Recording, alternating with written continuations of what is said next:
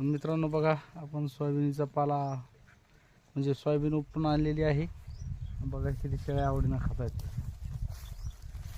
त्याचा आता 5-10 मिनिटामध्ये काहीच ठेवणार नाही, शेळ्या पूर्ण खाऊन टाकणार आहेत.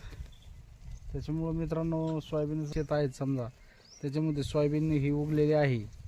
तर तिथून आम्ही आमच्या छोट्या भावाच्या ज्वारीमधून ही सोयाबीन आणलेली आहे.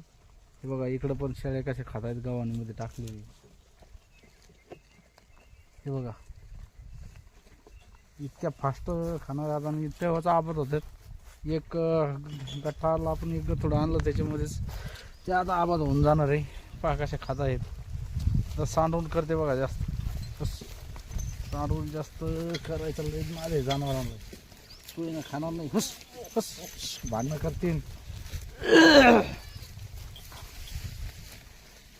आता चाराचं नियोजन करावं लागतं मित्रांनो. सोडायचे होते पण आज पाहुणे येणार आहे, त्याच्यामुळं आज काही सोडणं होत नाही. त्याच्यामुळे यांना आपण हे असं बघा.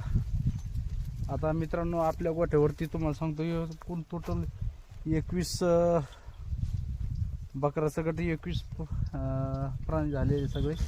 तर याच्यामध्ये तुम्हाला सांगतो 6 शेळ्या आहेत आणि बाकीचे 15 हे बकरा आहेत. त्याच्यामध्ये बोकड तुम्हाला सांगतो 1 2 3 4 5 5 आणि 3 8 8